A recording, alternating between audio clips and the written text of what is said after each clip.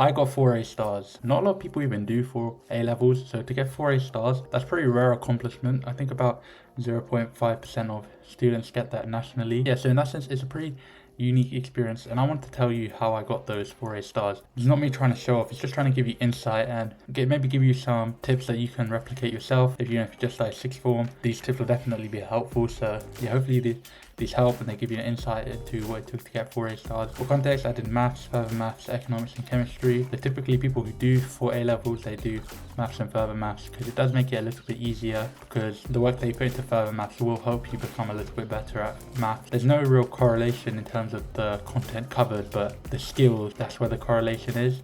Getting better at further maths will just make you better at maths because it'll make you better at handling difficult questions. So yeah, let's get into it. So for me, I don't think I was particularly smart. Within my classes, I'd say I'd be like, maybe the 5th smartest in maths. Definitely not one of the top students. Instead, what I think helped me stand out was my work ethic and my planning, my ability to stick to a consistent regime. I think that's what really helps people get really good grades, is that consistency of knowing how to spend your time and not thinking, oh, what should I do now? Instead, just knowing, okay, I'm going to do this, then I'm going to do that. I think that's what helped me. I had a very set routine, and I can detail that now. So whenever I got homework, I would do it the day I got it. So let's say it's Monday and I got some maths exercise that's due on Tuesday or Thursday.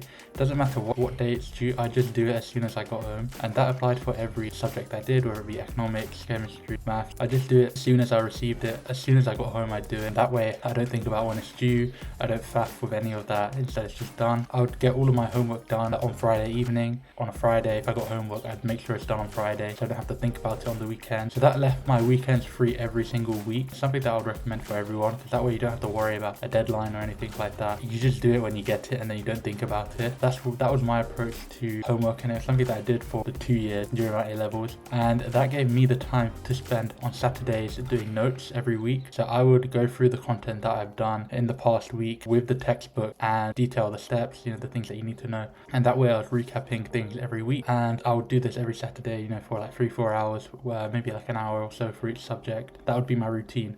Get my homework done the day it's set, spend Saturdays going through all the content that I've just gone through in the week, just making rough notes so that when I have an exam in the future I can work on that. And then I would always keep Sundays free in case I have an exam in the following week, so that would be my revision period. Let's say I had a chemistry test on Monday or a maths test on Monday. I just use Sunday as the revision time because I don't have any homework to do, don't have any notes to make because I've done them by Saturday. So that was my strategy. It was just do homework when I got it and do notes on Saturday so I don't have to do it in the holidays, so then I could spend Sundays doing any revision that I needed to. And then in terms of each subject specifically, for me, I think with maths, the best thing that you can do to do better is just do more questions. There's near infinite amount of questions that you can do. There's past papers, there's shadow papers, different websites like Physics and Maths Tutor, Madas Maths, and then there's all the exercises and mixed exercises that you can do.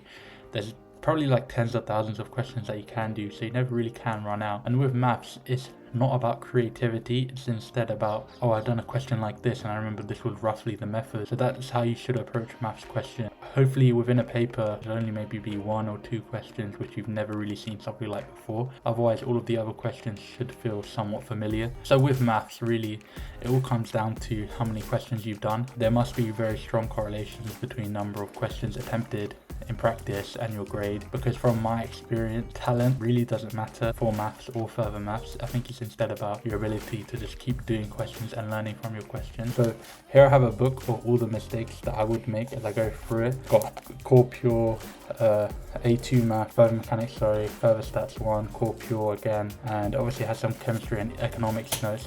But that's what I would do. I just do a question. If I get it right, cool. And then if I get a question wrong, that's where I think this is where I learn. So I use doing questions and getting questions wrong as really important times to learn, because with maths, again, it's all about having the feeling that you've seen these questions before. That's what will help you do well and feel like you're in cruise control when you are doing your questions. So trying to explore and see as many different types of question types or, weird little intricate things that they can do. That's the way that you're gonna do well in maths and further maths. It's really just by getting as many new types of different questions, hopefully getting them wrong. And if you get them wrong, just write down whatever it is that will enable you to get it right and kind of memorize that. You should just be memorizing your previous mistakes. I think if you take that approach for maths and further maths, you really will improve and do well. For economics, for me, what really helped was the textbook. I know people don't really like textbooks, but economics is all about, understanding what these different things are and trying to see them in the real world really helps. And your textbook does give you a lot of examples of things like the financial crisis, the dot-com bubble, where you can try and apply the things that you have learned, because otherwise it does seem quite abstract. So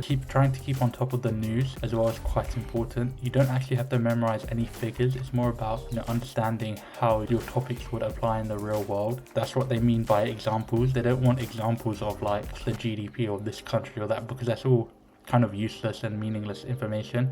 That's one mistake I do see, which is people trying to memorize statistics for economics. It's not really valuable. Instead, you should just be thinking about real world examples generally.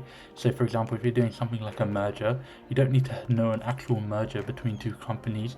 You could just give a random example, like hypothetically, if Apple were to merge with Samsung, which is something that would never happen, you could just say what would happen. That's the kind of context you need in economics. You don't actually need stats like, oh, Vodafone merged with, whatever company. You don't actually need those statistics. You just need context. And that context is just seen by, like reading articles and, just trying to understand and see where economics is being applied in the real world. If you're studying economics, just try to see where the things that you are learning are applied in the real world, and that will be all the context that you need. And then for chemistry, my advice would just be to use ChemRevise. That website is insane. Those guides are insane. There's no better notes for chemistry, so use ChemRevise. They're genuinely insane, the notes that you get from there. And I'm the kind of person who's very good at memorizing. So all in all, I think to get 4A stars like I did, what you need to do is just have a very long-term approach of how you're gonna take each week.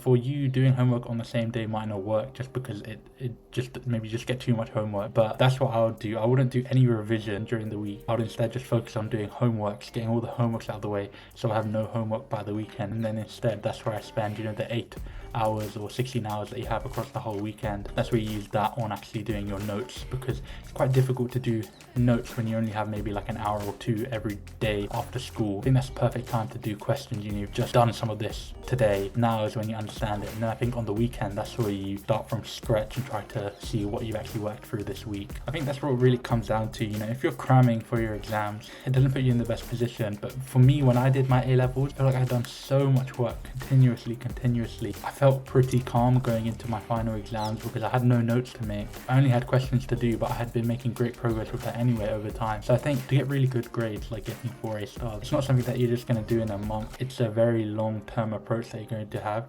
And that's what benefited me, because I got 4A stars, it doesn't mean that I'm necessarily smart or one of the smartest people.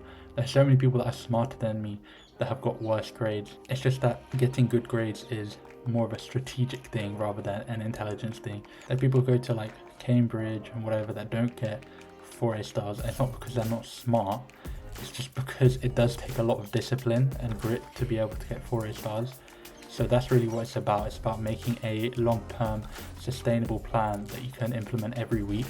And for me, that was doing my homework whenever I received it, finishing all of my homework by Friday, and using my Saturdays and Sundays to do notes and revision for any tests that I had. So that would be my advice, just to make a plan that you can sustain from week 1 to the final week. And for me, making those notes every week was something that's very helpful. A lot of people put off notes and make them in the holidays. That leads to a lot of build-up, and it can be quite difficult to make, notes on 3 months worth of topics in a month. So I think make notes every week, little by little, or maybe every 2 weeks. Don't neglect it. Do your homework straight away. I think that's the best advice I can give you. And for maths, just do as many questions as you can.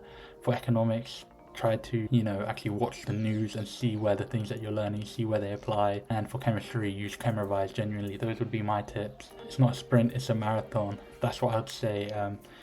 Getting 4A stars isn't a measure of your actual intelligence, it is instead a measure of your grit. And so you're going to have to be very gritty and disciplined to get 4A stars, because it's a 2-year objective. It's not something that you can just get in a month or so, of like a month of hard work. It's instead going to take 2 years of sustained hard work. You really can't force these things. Like, I'm not the smartest in my school, but instead I think I was probably just one of the most disciplined. Definitely not a measure of intelligence, it's definitely a measure of grit.